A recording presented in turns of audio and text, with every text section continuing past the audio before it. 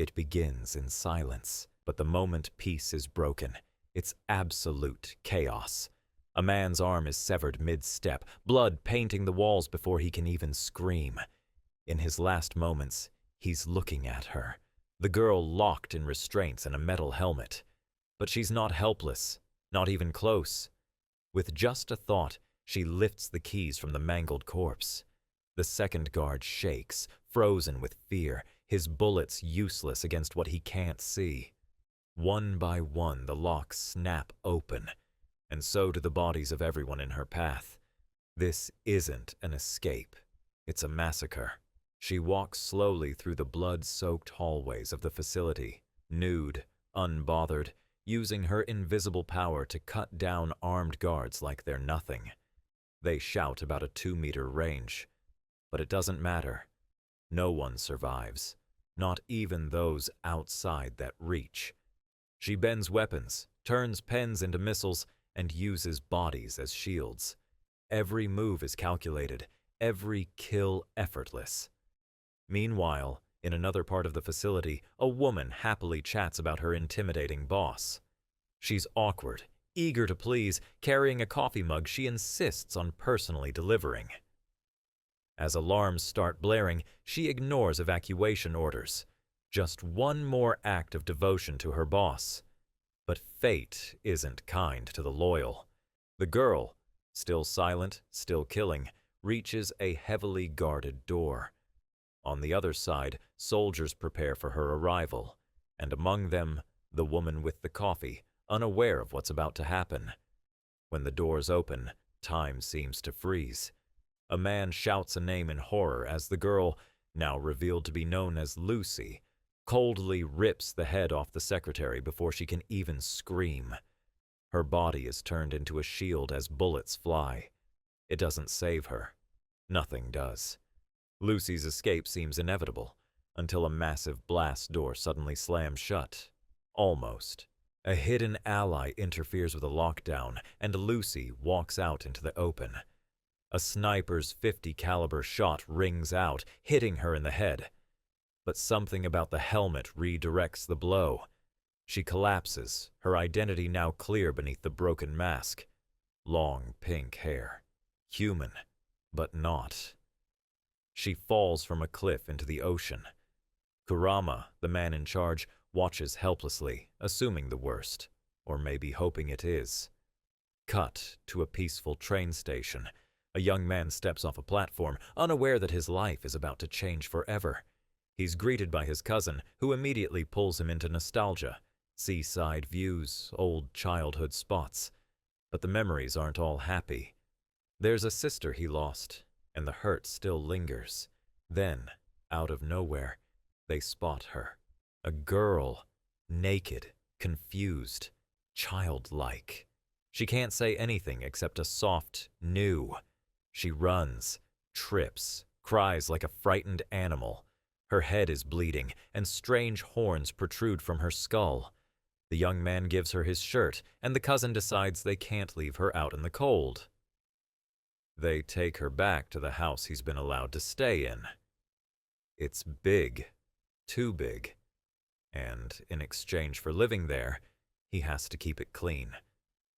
But the girl isn't making that any easier. When she pees on the floor, it's bath time. When she fumbles at dinner, he has to feed her.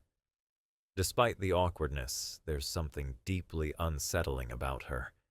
When she breaks a precious seashell, one tied to a memory of his sister, he snaps. He yells, grabs her, tells her to get out.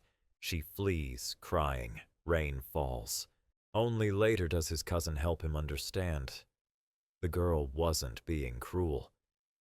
Maybe she thought breaking the shell would break the sadness it brought him. It doesn't make sense, but it kind of does. Somewhere nearby, armed men are landing. The elite unit sent to destroy Lucy has arrived. Their best soldier is eager, too eager, and disturbingly violent. As they prepare to hunt, the girl known only as New wanders alone in the rain, waiting, confused and lost, unaware of what or who is coming for her. Rain pours as the strange girl, now calling herself New, wanders aimlessly through the unfamiliar streets. Soaked and silent, she's a blank slate in a world that doesn't care. Pedestrians pass her without a second glance, too wrapped up in their own lives to notice the barefoot girl shivering in the rain. Meanwhile, back at the house, panic sets in. The two cousins, who just hours ago took her in, realize she's gone. Despite how bizarre and sudden her arrival was, there's a sense of urgency now. They might not understand who or what she really is, but they know one thing: she's vulnerable. And out there alone, that's dangerous. Back at the facility she escaped from, the mood is far more calculated. Kurama, the man overseeing the chaos, wastes no time. He knows what's at stake if she's left unchecked. His orders are clear: deploy the special assault team, find her, eliminate her. Among the soldiers prepping for deployment, one stands out: Bando. Brutal, unhinged, and disturbingly excited by the prospect of facing something inhuman. To him, this isn't just a mission, it's a hunt, and he's already savoring the kill. Back in the town, she stares out at the ocean, lost and vulnerable. That's when Kuta finds her again. Despite the chaos earlier, he hasn't stopped worrying about her. Without a word, he approaches and gently opens an umbrella over her head, shielding her from the downpour. It's a quiet, touching moment, until it's shattered in an instant. A masked SAT soldier appears from the shadows and slams the butt of his rifle into Kauta's skull, dropping him to the ground. He groans but doesn't move. More soldiers pour in, rifles trained, barking orders as if she's a monster, not a girl. But New doesn't fight until they threaten Kuta. She suddenly grabs his arm, eyes wide in fear, and bolts. Bullets fly. Mud kicks up beneath their feet. But it's no good. They're surrounded. Another group arrives just in time to find Kauta unconscious, slumped in the sand. Yuka rushes to his side, crying out his name as the soldiers drag New away by her ankles, like she's nothing more than a piece of cargo. But then, something strange happens. Away from the others, one of the SAT soldiers suddenly turns on his partner. Without warning, he slams a fist into the other man's helmet, knocking him cold. He crushes the radio underfoot. This isn't a rescue. It's Bando. The sick grin on his face says it all. This isn't about orders. It's about sport, about violence. He's been waiting for this. New stumbles backward, terrified. Bando doesn't care. He taunts her, calling her stupid, weak, broken. His words get more twisted by the second. He punches her. Then again, and again, until she's tangled up in one of their restraining nets, writhing in the mud. Another soldier, oblivious to what's building beneath the surface, raises his rifle to finish the job. But before he can even pull the trigger, his chest explodes. Blood sprays across Bando's face. The man drops to his knees, a massive hole where his heart used to be. Then his arm goes. Then his head. One clean slice. Gone. The mask slips. The air changes. The childlike confusion is gone, replaced by something colder, sharper. Her posture straightens. Her expression hardens. She's not New anymore. She's something else entirely. Vectors, those invisible arms of pure destruction, lash out without warning.